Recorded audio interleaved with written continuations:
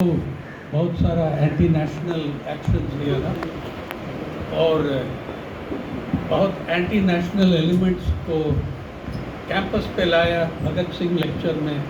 उनमें से मैं एक और देखिए, मुझको ये रामदास वायनाड जिला से है, केरला से। I have spent months in Wayanad district और मुझको ये अच्छी तरह जानता हूँ कि वहाँ से आने एक लड़का, Wayanad district is a dominated district, is a Dalit from an Adivasi dominated district. क्या अचीवमेंट है उनका यहाँ आके NET नेशनल एंट्रेंस टेस्ट को टॉप करना, टॉप स्टूडेंट को ये करना है। और मुझको ये कहना है कि ये कोई एक्सीडेंट नहीं है, ना आइसोलेटेड केस है। आपको देता हूँ, मोदी सरकार का पहला 7 साल में, मतलब 214 से 221-22 तक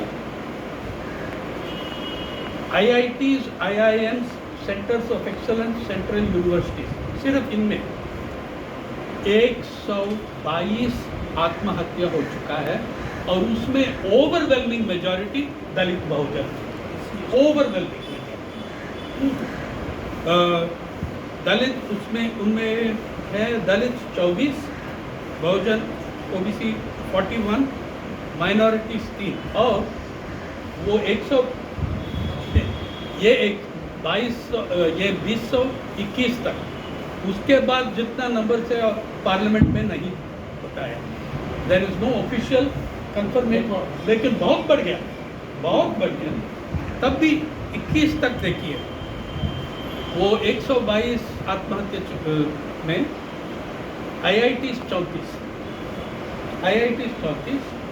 IIM 5, national technical institutes NTI, IIT का एक रंग, NITs का जो एक रंग नीचे है, उनमें 30 है और सेंट्रल यूनिवर्सिटीज में 37।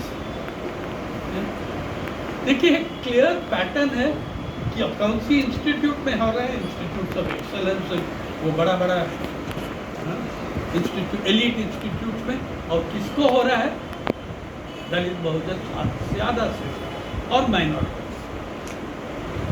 और ये सिर्फ यहाँ नहीं हो रहा है, मुंबई में बहुत कुछ होता है। देखो, फ्रीडम ऑफ एक्सप्रेशन, ये अगर हम एकेडमिक फ्रीडम और फ्रीडम ऑफ एक्सप्रेशन को देखेंगे देश में आज भी चल रहा है कुणाल कामरा का कमेंट शिंदे के ऊपर, और वो क्या कहा, जो भी कुणाल कामरा कहा उससे पहले वो अजीत पवार जी ने कहा। और जब प्रेस कॉन्फ्रेंस में किसी ने अजीत पवार से पूछा ये कहा या नहीं कहा, अजीत पवार जी ने कहा हाँ मैंने कहा, उस समय सही था, आज सही नहीं है। जो मैंने कहा शिंदे के खिलाफ उस समय, वो साल वो सही था, आज तो फॉल्स, झूठ। तो अब देखिए, ये एक concerted thought out strategy of destroying the Indian intellectual class and the academic campus in India. अब देखिए 5-10 एग्जाम्पल, 100 एग्जाम्पल भी दे सकते हैं, लेकिन इस 10-15 मिनट में जब रोहित वेमुला का अब 216 जनवरी वो और अब देखिए कौन कौन अपॉइंट करना है इन लोगों, करना है vice chancellor, director of institute, who are the people who they are appointed. वो क्लियरली एक एजेंडा के साथ लगा है। जब Rohit, what was the original incident जिसमें रोहित वेमुला इन्वॉल्व था, उनमें वो इंसिडेंट में अप्पा राव कोडिले, वो वाइस चांसलर, 5 दलित स्कॉलर को सस्पेंड किया और हटाया कैंपस से, 5 दलित स्कॉलर, और उनमें से रोहित वेमुला एक था। और ये जो इंक्वायरी हुआ, they got the inquiry to say वो दलित नहीं था, SC नहीं था, ये ऑफिशियल इंक्वायरी था, it says he is not a Dalit. And फिर अप्पा राव को, he is also the man accused of plagiarism एक 10-12 पेपर प्लेजरिज्म और खुद एडमिट किया, वो अनइंटेंशनली और इनएडवर्टेंटली हुआ उनका प्लेजरिज्म। और ये सब एडमिशन के बाद मोदी जी और चंद्रबाबू नायडू जी एक फंक्शन लगा के इंडियन साइंस कांग्रेस तिरुपति में उनको एक special honour millennium plaque honour plaque दिया, बेस्ट रिसर्चर। जो खुद एडमिट किया मैंने प्लेजरिज्म किया, उनको best researcher millennium honour plaque उनको दिया अखबार। और he has admitted to plagiarism, he has admitted to expelling these people, एक भी एक्शन नहीं लिया।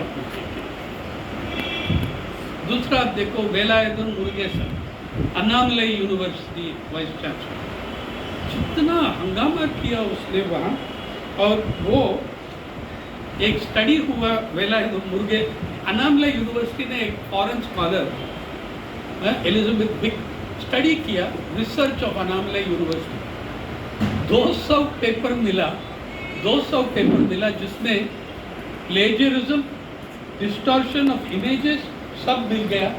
और उसमें 14 पेपर वाइस चांसलर का नाम, ऑथर या को ऑथर, उनको भी कुछ नहीं हुआ, nothing happens to. He is there for a purpose, he is there to destroy the intellectual capacity of that.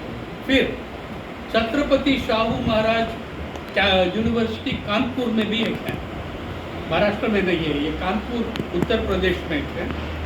Vinay Kumar Pathak, he has been vice chancellor of 8 universities, CBI probe for corruption, extortion, और उसका renew किया। he has done 3 terms over there.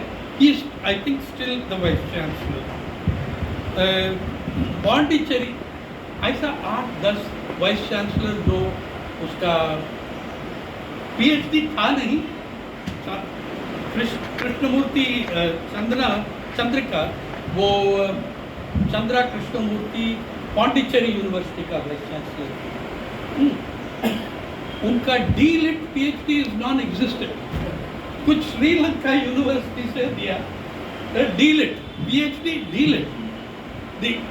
The probe panel found that her DLIT was non-existent। पता नहीं कि वो university भी था श्रीलंका में। वो 4-5, she is the only one who got kicked out, maybe because she was an appointee in the last year of UPA। only one who has been punished। फिर ममिदला Jagdish, JNU का सेडिशन, क्या क्या किया, क्या नहीं किया, उसको प्रमोशन दिया UGC चेयर। और IIT मुंबई देखिए, जब सुधनवा देश, ऐसा आनंद ने कहा ग्लोबली ये सिचुएशन आ रहा है, अरे वो पैलेस्टीनियन का इशू मुंबई में भी पहुंच गया। Sudhanva Deshpande spoke about the struggle for freedom in Palestine historically, और अटैक किया उसको RSS ने, ये सब लोग मुंबई में, कि he was speaking in support of terrorist Hamas। और ये वो टेररिस्ट कौन था उसमें? जुबैरा, एक Palestinian poet who died long before this Hamas was there, before this episode of Hamas। और जिसने, वो पोएट, वो intellectual, he called for a state where all people, Christians, Jews, Muslims would have equal rights। इसको लेकर कह दिया कि he is supporting Hamas। और सुधन, और उसके बाद the greatest scholar of linguistics in India, Ganesh देवी को बैन कर दिया, कैंसिल किया उसका लेक्चर IIT मुंबई। और कुणाल कामरा के ने, बात यह है कि it is not an accident nor isolated, ये अनथिंकिंग एक्शन नहीं है, सोच के करें, एक policy. They are going to crush the, देखो the academic and intellectual space, the university space, is one of the best spaces for Dalit Bahujas. Yeah, jahan they can make their voices heard without fear of deadly retaliation. Abhi to aa gaya fear. So I think that you really need to think about what we are fighting against. Is it one stray injustice which can be set right by a higher court? I don't think so. Then I think I'm confident that unless the Supreme Court is completely out of its mind, it cannot uphold this judgment. If it upholds this judgment, I think you forget about campus freedom. It is a myth, then totally. But the point is, even if the Supreme Court strikes this down, these are people who are going ahead in complete contempt of courts. What the court say? What has the court said about bulldozing, bulldozer justice? तब भी हो रहा, उसके बाद हो रहा, उसके बाद 10 बार 12 बार हो चुका है. So what are we fighting is the question. I think we are fighting, as Anand said, as everyone else has said, the coming of a fascist imposition of culture on this very diverse nation. And I think we have to approach it in that regard and build alliances, unity to fight it. And I think those struggles will also put pressure on the courts. Thank you.